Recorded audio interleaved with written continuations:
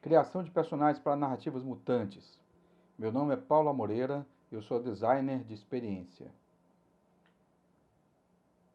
Esse projeto é apoiado pela Secretaria Municipal de Cultura de Fortaleza através da Lei Aldir Blanc. Nós vamos hoje fazer uma apresentação das inovações proporcionadas pelas mídias interativas na construção de personagens. Vamos começar a nossa conversa respondendo a pergunta: o que é uma narrativa multiplataforma? Uma narrativa multiplataforma tem as seguintes características: é uma única história, às vezes com algumas variações, mas essa história é contada em várias mídias: romance, cinema, quadrinhos, TV, uma exposição, enfim. Cada meio narra a mesma história, completa ou quase completa. Também é conhecida como multimídia.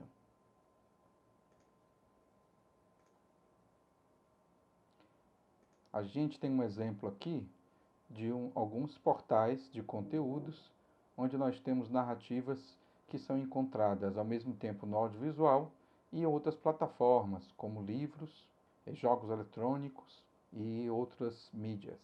Qual a diferença entre uma narrativa multiplataforma e uma narrativa transmídia? A narrativa transmídia, ela tem múltiplas partes de uma mesma história em cada mídia. A narrativa transmídia tem múltiplas partes de uma história em cada mídia. O foco principal está na história do universo narrativo. Cada parte ou janela é autoconclusiva, mas contribui com o todo. Ou seja, se você assistir apenas um pedaço de determinada plataforma, você vai ter uma história completa, com começo, meio e fim, mas que quando você reúne essa história com as histórias que estão sendo contadas nas outras plataformas, você tem uma sensação de encaixe, você tem a sensação de que você está em contato com um mundo maior. As janelas se vinculam entre si de forma não linear. Cada janela é um ponto de entrada e expande o universo. Ela é participativa, ou seja, ela gera situações em que o público pode, de alguma forma, interferir sobre o conteúdo. As narrativas transmídias são localizadas dentro de um ambiente chamado mundo transmídia. O mundo transmídia é composto por um certo conjunto, um ecossistema de camadas diferenciadas de um mesmo conteúdo, onde a história é distribuída em múltiplas mídias, é uma história do universo narrativo do produto, cada mídia conta uma história autorreferencial e cada mídia conta uma história autoconclusiva. Esses aspectos são muito importantes deixar destacados para caracterizar a narrativa transmídia. E aí, é claro que algo assim, como o mundo transmídia, é algo que dá muito trabalho de fazer, né? Então, você imagina, se fazer uma mídia já é algo que envolve um grande esforço e talentos, enfim, e energia, imagina você fazer isso através de várias mídias. Então a gente precisa entender qual a finalidade, por que se faz uma narrativa transmídia. O propósito principal é engajar o público e gerar um nível de adesão que não pode ser conseguido de nenhuma outra forma, através de múltiplas conexões e convergências, instituindo uma cauda longa para o universo narrativo. Esse termo, cauda longa, diz respeito exatamente ao tempo em que uma história pode sobreviver ao longo do período em que ela é contada. Na narrativa transmídia, esse tempo de vida ele é expandido quase ao infinito, porque as histórias elas não acabam, elas sempre encontram ganchos para novas expansões. Isso por si só já é um motivo bastante interessante para nós buscarmos esse formato. As ilustrações que eu usei até aqui são do artista Olivier Bohme e nós temos aqui o link se vocês quiserem conhecer mais sobre o trabalho dele. Quando a gente pensa, então, em uma narrativa transmídia, a gente pensa qual é a diferença, então, de você contar uma história de um personagem hipertextual para um personagem transmídia. Primeiro é interessante explicar o que é um personagem hipertextual. Praticamente todas as mídias, de alguma forma, são hipertextuais. Elas apontam, elas têm elementos que apontam para outras informações que não necessariamente estão ali no seu fluxo. Então, basta, por exemplo, num livro tradicional, que é uma mídia linear, você ter uma indicação de nota de rodapé. Na medida em que você tem essa indicação de nota de rodapé, no livro impresso, você é conduzido para um espaço onde você tem outras informações complementares, informativas ou explicativas em relação ao que ele está indexado. Se você está lendo um texto na internet, esse hiperlink pode te conduzir, inclusive, para outro lugar, completamente diferente. Um outro site, onde você pode acessar uma infinidade de outros conteúdos conectados com a origem daquele link. Então, um personagem, boa parte dos personagens que nós conhecemos no nosso cotidiano são personagens hipertextuais. Eles vivem histórias que estão conectadas com outras camadas de informação, mas não necessariamente personagens transmídia. Então vamos entender um pouco como é a diferença entre esses dois tipos de personagem. É interessante, talvez, a gente conversar pensando um pouco sobre a estrutura dessas narrativas. Então, o Sid Field, ele aponta nos paradigmas do roteiro uma estrutura narrativa, que é uma das formas de você entender o jeito, como você pode ter uma estrutura de uma história, uma das estruturas possíveis de uma história. Ela é dividida, por exemplo, pode ser dividida em 3 atos. O Sid Field, ele é um pesquisador, um estudioso dessa área, e ele aponta um modelo extremamente rígido e bem marcado de como é que esses pontos podem acontecer, em que momento você tem um ponto de virada, você tem um ponto central, enfim, em que momento as coisas acontecem, inclusive no caso de um roteiro audiovisual, em quantas páginas, pensando na quantidade de 120 páginas, com quantas páginas você teria cada um desses momentos da narrativa. É uma estrutura bem amarrada, um paradigma bem amarrado, que aponta algumas formas, uma forma de contar a história, na verdade. Né? Mas ele, embora seja um paradigma bastante conhecido, o paradigma de 3 atos do Sid Field, que pode ser aplicado em vídeo, pode ser aplicado em livro, enfim, não necessariamente apenas em mídias, não necessariamente apenas no audiovisual. Apesar disso, existem vários outros paradigmas, uma quantidade considerável de paradigmas. Então, se a gente for pensar exclusivamente em termos de paradigmas, você tem uma oferta considerável aí para você escolher o seu ponto de ataque. Então, os mais conhecidos são a Jornada do Herói, a estrutura dos 3 atos do Sid Field, com certeza são os mais conhecidos.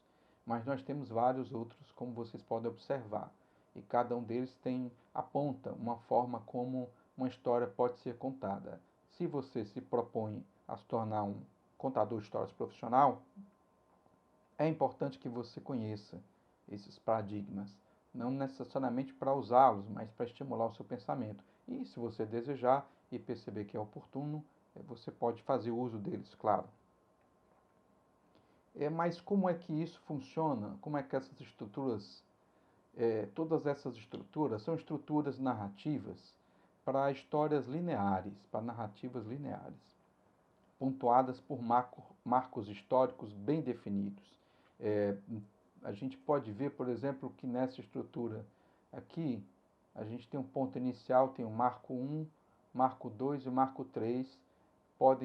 Você pode ter uma estrutura aí com várias mídias previstas, já uma estrutura que já tem uma multimídia prevista, mas ela está seguindo uma composição linear, onde após terminada a peça teatral é que você acessa a exposição, depois necessariamente que você acessar a exposição é que você pode encontrar o vídeo, você não pode trocar o lugar das coisas. Então é uma estrutura linear, apesar de contar com janelas diferentes para contar o seu conteúdo. Mas como é que isso funciona em narrativas não lineares? Bom, aí o gráfico muda um pouco. Você tem para além dos eventos que estão marcados, você tem que estão disponíveis em determinadas janelas, janela 1, 2 e 3, a peça teatral, a exposição e o vídeo, você tem pistas migratórias, você tem ganchos que conduzem você para conteúdos que estão fora desta linha, deste caminho linear, e esse conteúdo ele pode voltar para os marcos, mas não necessariamente voltar numa linha reta. Ele pode fazer um caminho um pouco mais longo, como vocês observam aí. Cada um desses pontos em azul claro são conteúdos, são experiências, são materiais que estão disponíveis em paralelo e que podem ser acessados de forma que essa narrativa linear multiplataforma ela possa ser incrementada por outras experiências. Então, reforçando, a narrativa linear ela segue um caminho reto, onde uma ação provoca outra, que provoca outra, é uma ação em cadeia, ato e consequência de forma sistemática. Quando você pensa numa narrativa não linear, você tem esses marcos, os marcos eles continuam existindo, mas a forma de chegar nesses marcos é um caminho que pode ser diferente. Cada usuário pode fazer percursos diferentes, dependendo da experiência que você está vivendo. Isso é bastante comum nos jogos eletrônicos, por exemplo, onde você pode fazer escolhas que vão mudar a sua trajetória dentro do conteúdo. E existem também narrativas que são híbridas, narrativas que fazem uma mistura da narrativa linear, porque elas têm os marcos e têm uma possibilidade de trajetória sem desvios, mas ao mesmo tempo também tem conteúdos que estão conectados entre si numa ramificação mais rizomática, num caminho um pouco mais complexo. E esse caminho tende a conduzir você para os marcos também, porque inevitavelmente você precisa, mesmo nessa narrativa híbrida, de ter um fim, estabelecer um fim. E aí você é realmente reconduzido para a estrutura, ou seja, ela é possível de ser roteirizada, mas ela é um pouco mais complexa. Aí eu queria citar aqui o caso, como um exemplo de uma narrativa dessa complexidade, o episódio Black Mirror Bandersnatch, que é um episódio interativo de Black Mirror, a série, uma franquia de série da Netflix, que dialoga com a tecnologia sempre numa perspectiva extremamente crítica e politizando a relação com a tecnologia, pensando a tecnologia nas suas dimensões psicológicas também. Enfim, nessa série a gente acompanha o personagem que vive um game designer dos anos 80 produzindo um jogo inspirado em um livro. A série toda tem muito metatexto, porque ele vai fazer um jogo onde do gênero Escolha Sua Aventura a partir de um livro, que é um livro que também é um livro nesse gênero de Escolha Sua Aventura, ou seja, no final da página você tem decisões que você pode tomar e aí você salta algumas páginas. Se você decidir entrar no beco escuro, você vai para a página 15. Se você voltar, você vai para a página 16. Se você decidir acender a sua lanterna, você vai para a página 22. Então, cada uma dessas decisões apontam rumos diferentes na história. E esse personagem, ele é um game designer, um jovem game designer, que vai construir um jogo inspirado nesse livro. Um jogo que também é nesse gênero Escolha Sua Aventura. E aí a inovação, para além dessa brincadeira, desse jogo de metáforas, de metatexto, nós temos aí o personagem também em vários momentos, na própria série, você toma decisões. O personagem é confrontado com decisões e aí você toma decisões. Cada vez que você toma uma decisão, se você aceita ou se você recusa uma determinada oferta, você vai abrir um outro caminho para o vídeo. O vídeo vai conduzir para um outro lugar e a história vai sofrer uma mutação.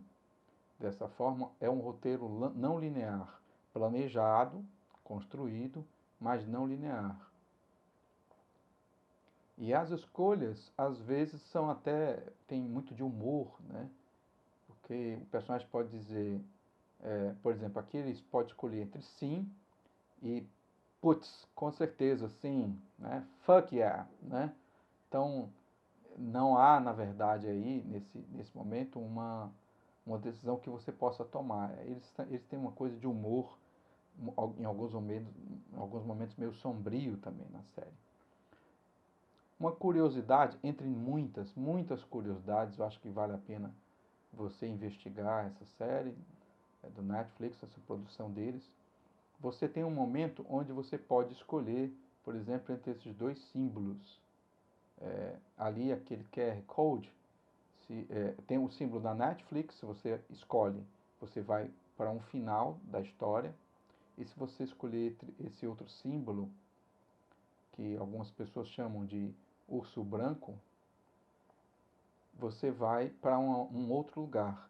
Se você apertar, se você fotografar esse QR Code, você vai para um site da empresa para a qual ele está trabalhando. Um site todo construído com a estética dos anos 80, já que é uma história de época. E aí você clica dentro da empresa, você vê os jogos, inclusive um deles é o próprio Bandersnatch,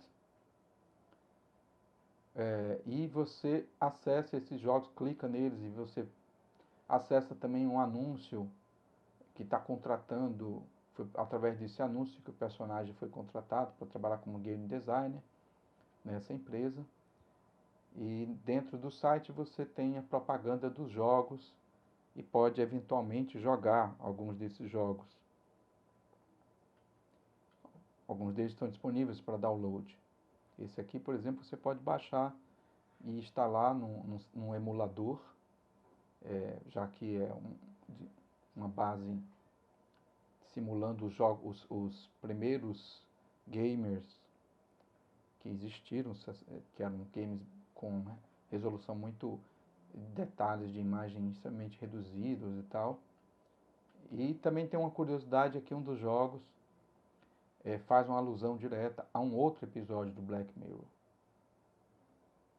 Então esse personagem aí, esse cachorro mecânico do mal, vamos dizer assim, ele é o personagem de um dos episódios do Black Mirror. E aí esse jogo faz uma alusão direta, uma espécie de conteúdo autorreferente. O mapa do roteiro dessa série, obviamente, é gigantesco. Aqui a gente tem várias pessoas na internet que se dedicaram a mapear as decisões e vejam só o que a diferença de um roteiro linear para isso aqui. Isso aqui é a estrutura, a estrutura do roteiro linear, aquela linha lá do Sid Field. Olha como é que é a estrutura de um roteiro não linear interativo. Realmente você pode passar umas 5 horas se você quiser explorar todas as opções.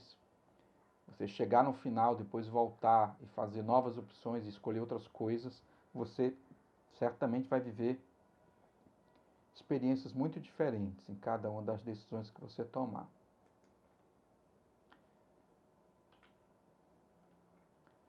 Como é que a gente pode, como a narrativa ela pode ser expandida dentro de uma comunidade criativa? A forma mais simples, eu estou falando do Bandersnatch, e é uma série muito complexa, muito cara de produzir, é claro, né, isso ficou bem evidente, mas como é que a gente pode fazer isso de um jeito mais acessível? A forma mais simples de você expandir uma narrativa a partir de uma comunidade criativa é utilizando o recurso das fanfics. As fanfics são ficções produzidas por fãs. É uma abreviação da palavra fanfiction.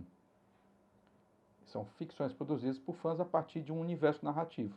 Então você pode trabalhar uma fanfic, você pode, a partir de uma narrativa criada por você, ou uma narrativa uma obra de outro autor, uma obra pré-existente, você pode produzir fanfics, você pode criar narrativas paralelas, histórias acontecendo em tempos diferentes, inclusive do tempo da obra original. Então aqui a gente tem, por exemplo, prequels, sequels, pre-sequels ou retcons.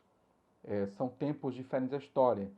Nas prequels, são histórias que ocorrem, os eventos da história ocorrem nos momentos anteriores à obra original, como se fosse a backstory, como se fosse um flashback dos personagens, mas a história toda acontece dentro desse tempo outro, desse tempo anterior. Sequels é o contrário, de certa forma. As histórias ocorrem contando eventos que sucederam após os eventos que estão registrados na história principal. Os retcons são abordagens mais radicais, onde você usa alguns elementos do universo narrativo original, mas você meio que reinicializa esse universo. Você faz uma você realinha a ordem de tempo, você muda os eventos, você reconta a história, a mesma história, mas você reconta a história de um jeito diferente. É como se você realmente reinicializasse e criasse uma coisa outra, mas usando os mesmos personagens, usando situações similares, mas desfechos diferentes, enfim. E existem também universos alternativos que são derivados dessa obra original, onde você pode mudar o gênero, mudar a etnia dos personagens que fazem parte da narrativa original. Você tem um número gigantesco de possibilidades para você fazer alterações, adaptações e criar um universo narrativo baseado em determinada obra, em determinado livro, enfim, determinado filme, ou mesmo um personagem do mundo real, um personagem histórico, uma celebridade, o que você quiser. Então, além dos textos narrativos, que são as fanfics, essa comunidade criativa de fãs, ela pode produzir imagens, ilustrações, podem produzir vídeos, curtas-metragens, explorando esse universo expandido do conteúdo original, podem também interpretar os seus personagens, fazer uma maquiagem, produzir uma indumentária, um figurino baseado no que está sendo descrito na obra original e fazer o cosplay desses personagens. Pode-se criar jogos, músicas, trilhas sonoras, enfim, não existe limite para essas expansões. E para deixar aqui um conteúdo adicional de como as fanfics evoluíram ao longo do tempo, a origem delas, eu vou deixar um artigo produzido pelo Levi Grossman para o site Time, e onde você pode ter acesso a muitas informações sobre a origem das fanfics. E acredito que, para não ficar redundante, é interessante que você busque essas informações. Elas estão sendo ofertadas na internet em grande quantidade. Leia fanfics. É um tipo de leitura muito estimulante. É claro que vão ter fanfics mais bem escritas do que outras. É natural que seja assim. Mas é um caminho muito interessante para expandir uma narrativa e uma das formas mais acessíveis de você expandir essa narrativa. Você pode fazer isso com seus amigos, pode fazer isso nos seus grupos de estudo. Se você está na faculdade ou você estuda ou dá aula, você pode fazer isso com seus alunos, seus colegas. Enfim, você pode entrar no universo das fanfics, publicar fanfics dentro dos sites que reúnem os repositórios de fanfics, que reúnem milhares, centenas de milhares de histórias de todos os gêneros, adaptações de vários tipos, algumas bem subversivas, outras muito bem escritas e que que tem até uma espécie de emulação do estilo do escritor original, e a gente até fica um pouco confuso para perceber as diferenças, porque tem alguns trabalhos que buscam essa semelhança realmente. Enfim, é um universo muito rico e eu espero que você se sinta provocado de investigar esse universo. Eu vou deixar o artigo traduzido para vocês como um anexo aqui, um link, para vocês poderem ler e saber um pouco mais sobre as fanfics através desse artigo. É isso, queria agradecer a atenção de vocês, agradecer mais uma vez à Secretaria Municipal de Cultura de Fortaleza através da Lei Aldir Blanc. Muito obrigado e até o próximo vídeo.